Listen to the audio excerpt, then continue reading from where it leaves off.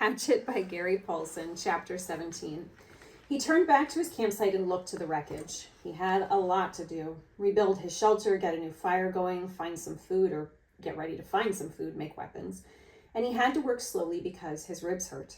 First things first, he tried to find some dry grass and twigs, then peeled bark from a nearby birch to shred into a fire nest. He worked slowly, but even so, with his new skill, he had a fire going in less than an hour. The flames cut the cool, damp morning, crackled, and did much to bring his spirits up, not to mention chase away the incessant mosquitoes. With the fire going, he searched for dry wood. The rain had driven water into virtually all the wood he could find, and at last located some in a thick evergreen where the top branches had covered the lower dead ones, keeping them dry. He had great difficulty breaking them, not being able to pull much with his arm or chest muscles, but finally got enough to keep the fire going all day and into the night. With that, he rested a bit, eased his chest, and then set about getting his shelter squared away. Much of the wood from his original wall was still nearby, and up in the back of the ridge, he actually found a major section of the weave still intact. The wind had torn it out, lifted it, and thrown it to the top of the ridge, and Brian felt lucky once more that he had not been killed, or more seriously injured, which would have been the same, he thought. If he couldn't hunt, he would die, and if he were injured badly, he would not be able to hunt. He jerked and dragged more wood around until the wall was once more in place. Crudely, but he could improve it later. He had no trouble finding enough pine boughs to make a new bed. The storm had torn the forest to pieces. Up in the back of the ridge, it looked like a giant had become angry and used some kind of a massive meat grinder on the trees. Huge pines were twisted and snapped off, blown sideways. The ground was so littered with limbs and tree tops sticking every which way, that it was hard to get through. He pulled enough thick limbs in for a bed, green and spicy with the new broken sap smell, and by evening he was exhausted, hungry and hurting, but he had something close to a place to live again, a place to be. Tomorrow, he thought, as he lay back in the darkness, tomorrow maybe the fish would be back, and he would make a spear and new bow and get some food. Tomorrow he would find food and refine the camp and bring things back to sanity from the one completely insane day. He faced the fire, curving his body. He rested his head on his arm and began to sleep when a picture came into his head. The tail of the plane sticking out of the water. There it was, the tail sticking up, and inside the plane, near the tail somewhere, was a survival pack. It must have survived the crash because the plane's main body was still intact. That was the picture, the tail sticking up and the survival pack inside, right there in his mind as he dozed. His eyes snapped open. If I could get the pack, he thought. Oh, if I could get at the pack. It probably had food and knives and matches. It might have a sleeping bag. It might have fishing gear. Oh, it must have so many wonderful things. If I could get at that pack and just get some of those things, I would be rich. So rich if I could get at that pack. Tomorrow. He watched the flames and smiled. Tomorrow I'll see. All things come tomorrow. He slept deep and down with only the picture of the plane tail sticking up in his mind. A healing sleep. In the morning, he rolled out before true light. In the gray dawn, he built up the fire and found more wood for the day, feeling almost chipper because his ribs were much better now. With camp ready for the day, he looked to the lake. Part of him half expected the plane tail to be gone, sunk back into the depths, but he saw that it was still there. Didn't seem to have moved at all. He looked down at his feet and saw that there were some fish in his fish pen, looking for the tiny bits of bait still left from before the wind came. He fought in patience to get on the plane project and remembered sense, remembered what he had learned.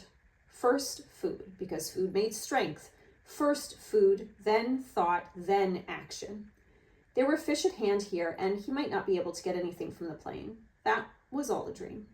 The fish were real, and his stomach, even his new shrunken stomach, was sending signals that it was savagely empty. He made a fish spear with 2 points, not peeling the bark all the way back, but just working on the pointed end. It took him an hour or so, and all the time he worked, he sat looking at the tail of the plane sticking up in the air, his hands working on the spear, his mind working on the problem of the plane. When the spear was done, although still crude, he jammed a wedge between the points to spread them apart and went to the fish pond. There were not clouds of fish, but at least 10, and he picked one of the larger ones, a round fish almost 6 inches long, and put the spear point in the water, held it, then thrust with a flicking motion of his wrist when the fish was just above the point. The fish was pinned neatly, and he took 2 more with the same ease, then carried all 3 back up to the fire. He had a fish board now, a piece of wood he had flattened with the hatchet, then leaned up by the fire for cooking fish, so he didn't have to hold the stick all the time.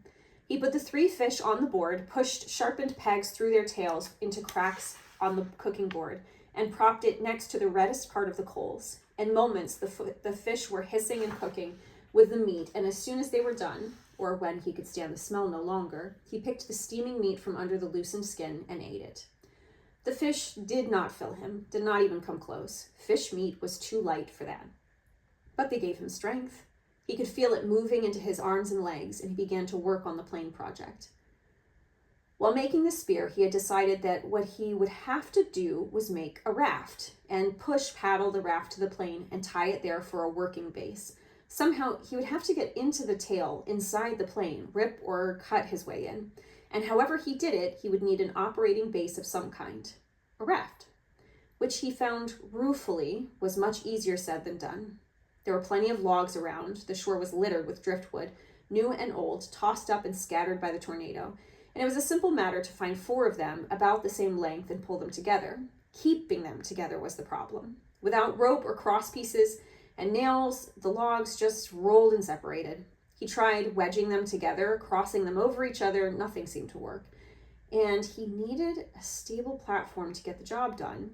It was becoming frustrating, and he had a momentary loss of temper, as he would have done in the past when he was the other person. At that point, he sat back on the beach and studied the problem again. Sense. He had to use his sense. That's all it took to solve problems, just sense. It came then. The logs he had selected were smooth and round and had no limbs.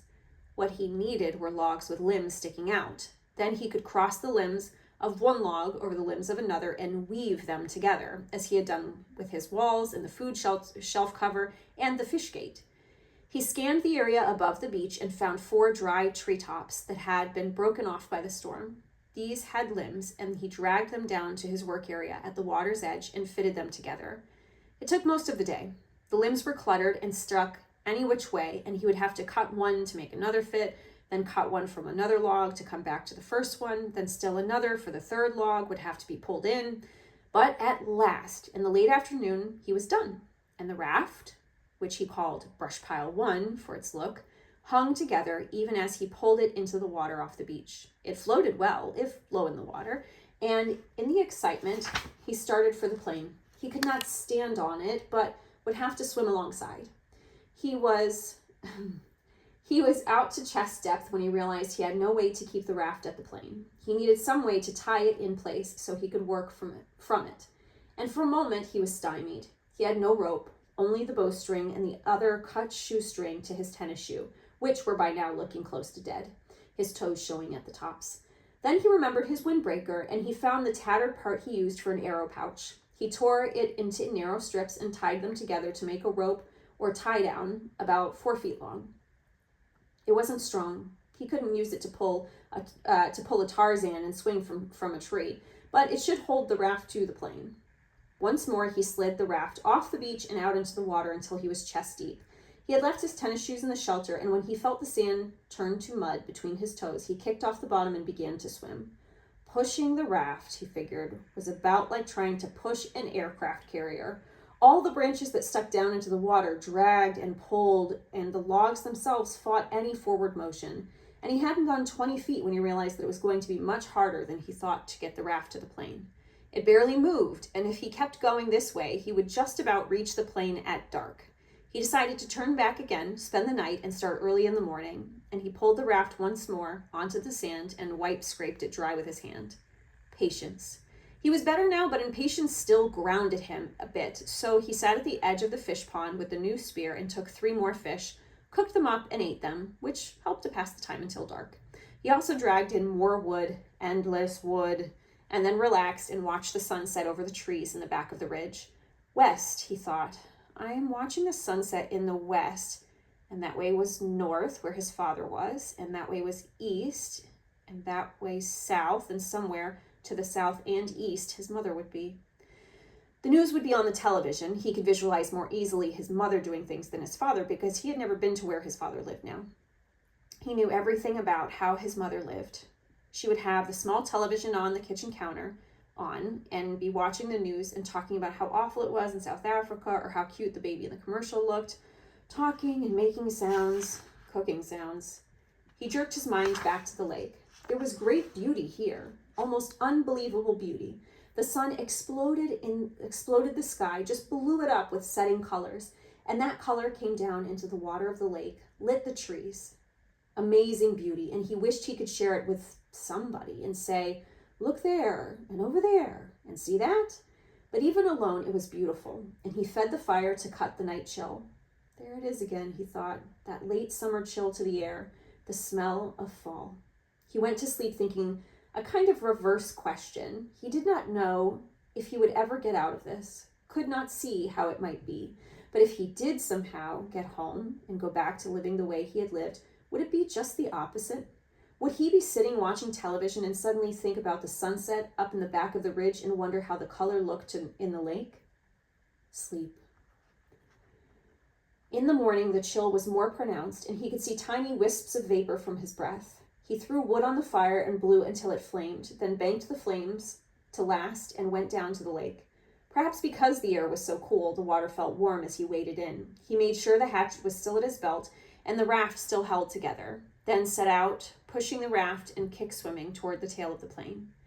As before, it was very hard going. Once an eddy of breeze came up against him and he seemed to be standing still, and by the time he was close enough to the tail to see the rivets in the aluminum he had pushed and kicked for over 2 hours, was nearly exhausted, and wished he had taken some time to get a fish or two and have breakfast. He was also wrinkled as a prune and ready for a break. The tail looked much larger when he got next to it, with a major part of the vertical stabilizer showing, and perhaps half of the elevators. Only a short piece of the top of the fuselage, the plane's body toward the tail, was out of the water, just a curve of aluminum, and at first he could see no place to tie the raft, but he pulled himself along the elevators to the end, and there he found a gap that went in up by the hinges where he could feed his rope through. With the raft secure, he climbed on top of it and lay on his back for about 15 minutes, resting and letting the sun warm him. The job, he thought, looked impossible. To have any chance of success, he would have to be strong when he started. Somehow he had to get inside the plane. All openings, even the small rear cargo hatch, were underwater, so he couldn't get at them without diving and coming up inside the plane, where he would be trapped. He shuddered at that thought, and then remembered that was in the front of the plane, that what was in the front of the plane. Down in the bottom of the lake, still strapped in the seat, the body of the pilot. Sitting there in the water, Brian could see him, the big man with his hair waving in the current, his eyes open. Stop, he thought. Stop now. Stop that thinking. He was nearly at the point of swimming back to the shore and forgetting the whole thing, but the image of the survival pack kept him. If he could get it out of the plane, or if he could just get into it and pull something out, a candy bar, even that, just a candy bar, it would be worth it. But how to get at the inside of the plane? He rolled off the raft and pulled himself around the plane. No openings. 3 times he put his face in the water and opened his eyes and looked down. The water was murky, but he could see perhaps 6 feet, and there was no obvious way to get into the plane. He was blocked.